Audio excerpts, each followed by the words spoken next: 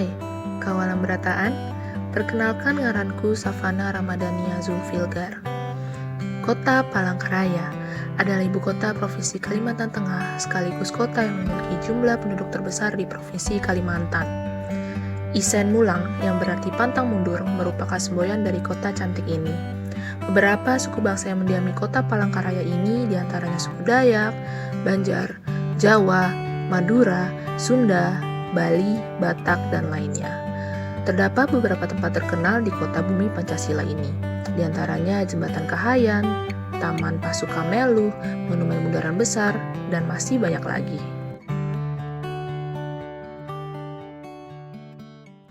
Kali ini saya ingin berbincang-bincang nih dengan Ibu Dian mengenai pengalaman Ibu Dian saat tinggal di Palangkaraya selama 5 tahun sampai bisa mengenal makanan daerah khas sana yaitu soto Banjar. Kami sekeluarga itu bisa dibilang asli tinggalnya tuh di Jakarta. Papa saya itu asli Betawi, mama saya itu Jogja. Kita lumayan bisa dibilang asli Betawi sih gitu loh. Terus papa saya ditugaskan ke Palangkaraya. Jadi kita semua pindah ke sana ikut papa saya. Gitu. Ya lumayan sekitar 5 tahun kita tinggal di sana. Sekitar tahun 89 ya 87 88 deh.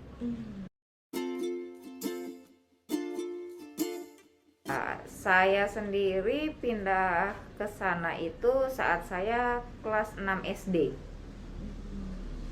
Tuh, sampai saya kelas 1 SMA.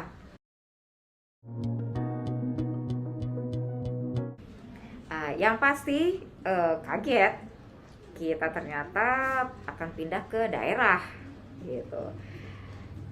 Terlebih lagi setelah sampai di sana, itu benar-benar masih kota yang sunyi sekali, masih bisa dibilang baru berkembang gitu. Jadi masih banyak warga yang warga aslinya. Tapi walaupun di Palangkaraya itu tidak asli Dayak ya, jadi dia campuran antara orang Banjar dan orang Dayak gitu. Yang jelas sih jauh-jauh beda banget dengan Jakarta. Jakarta kan ibu kota yang sudah ramai, sudah hektik gitu kan.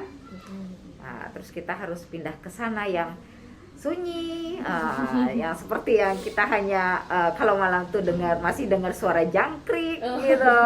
Seperti penuh pepohonan ya. Iya, wah Sekitar ya daerah. namanya Kalimantan ya, masih banyak hutannya, banyak saat itu masih banyak hutan asli ya.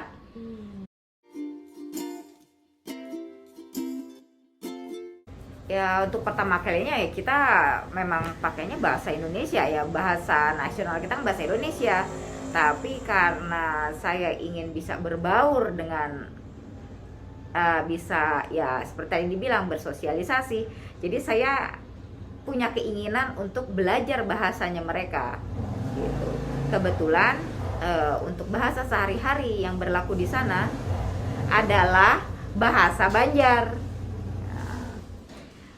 Walaupun di sana juga ada banyak orang Dayak yang berbahasa Dayak, tapi memang umumnya itu menggunakan bahasa Banjar, baik selama pertemanan di sekolah, dengan tetangga-tetangga, atau di pasar gitu loh.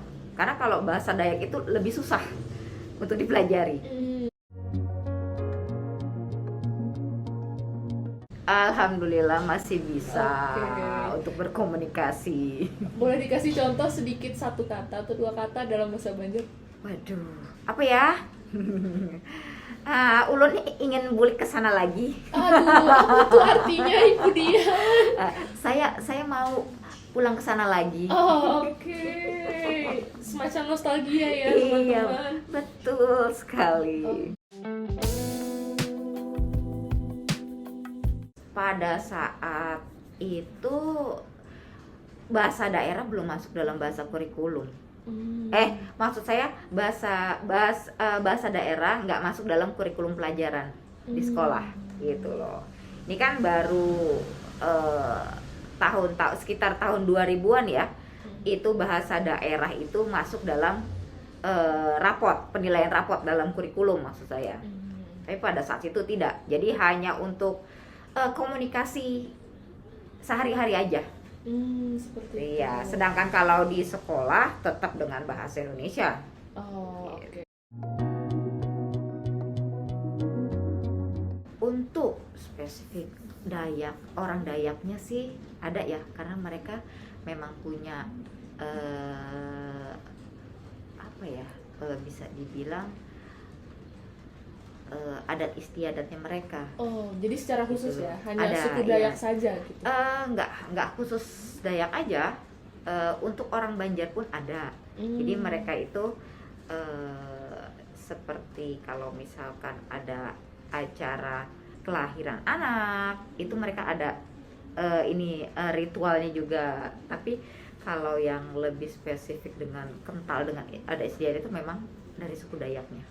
Kebetulan saya juga orangnya banyak pingin tahu gitu loh. Jadi ada teman yang memang teman itu dia asli suku Dayak.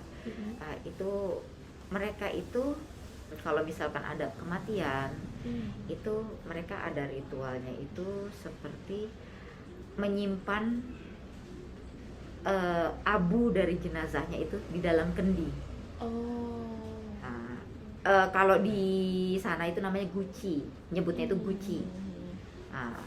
Jadi gucinya itu khusus kalau orang Dayak ya, untuk khusus menyimpan abu si yang meninggal itu.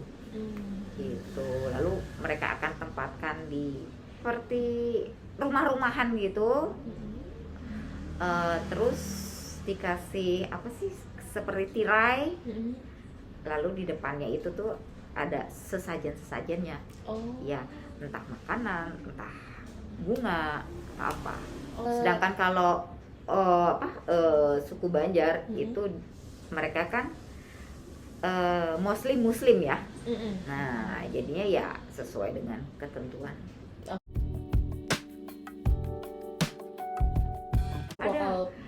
Karena memang itu daerah ya, mereka banyak pengrajin-pengrajin yang menjual barang-barang kerajinan khas dari Dayak gitu. Nah, kalau di Palangkaraya itu untuk untuk toko-toko souvenir ya namanya ya. Toko souvenirnya itu yang ditampilkan tuh khasnya Dayak. Gitu. Jadi ada mandau, ada guci, dan ini seperti yang ada di sini. Ini salah satunya.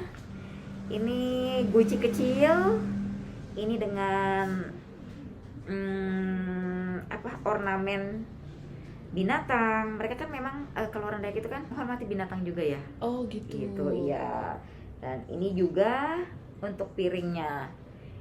Ini benar-benar ancient dari sana. Nah, kalau kerajinan dari kalau suku Dayak itu memang ada khasnya, seperti gucinya.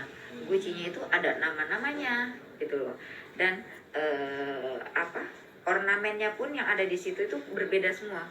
Ada yang namanya baung, itu besar. Bentuknya? Iya, guci besar, ada sekitar 1 meter. Itu ada juga yang guci khusus menyimpan abu atau tulang belulang dari orang yang wafat itu. Nah, itu ornamennya beda lagi. Gitu. Tengkorak, kepala tengkorak misalnya, mengelilingi dari mulut gucinya itu.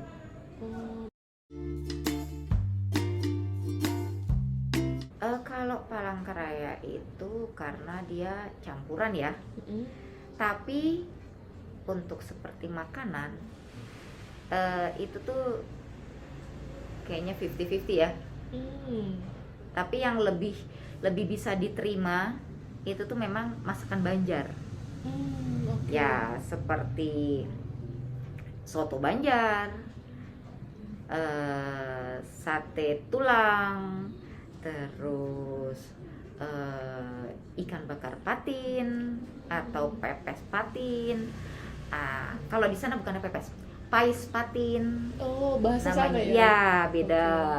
Terus sayur asam gitu. Itu berbeda. Sayur asamnya Banjar sama sayur asamnya Jakarta itu Oke, beda oke. sekali, jauh beda gitu loh. Oke. Ya karena kita merasa ini tempat baru, nah kita juga ingin dong ya kalau bahasanya anak sekarang kan wisata kuliner. Iya, iya. Padahal mau mencari sesuatu yang baru gitu Seperti kan. Pak Bondan. Iya betul. Jadi kita mau mencoba gitu kan ya. Restoran di sana tuh seperti apa, makanannya apa aja. Ya kita mencobalah. Nah, satu restoran itu pada saat itu namanya restoran 45. Ya saya ingat. Nah, di situ ada ikan bakar, ada soto Banjar gitu. Lengkap di situ memang gitu. Nah, jadi pertama kali mencoba itu ya untuk yang makanan itu ya soto Banjar itu. Soto Banjar sama ikan bakarnya. Karena ikan bakarnya itu tidak ada di Jakarta. Nah, ikan bakarnya itu namanya ikan bakar baung. Terus papuyu. Ikan bakar papuyu. Itu hanya ikan sungai. Di sana kan di Palangkaraya itu kan dialiri sungai ya. Gitu loh. Jadi banyak sekali macam ikan sungai. Kalau saya bilang itu soto Banjar itu segar, tasty, karena dan yang pasti dia kuahnya bening. Kalau soto Betawi itu dia kan kuahnya agak kental ya. Itu bisa dari santan atau susu. Oke.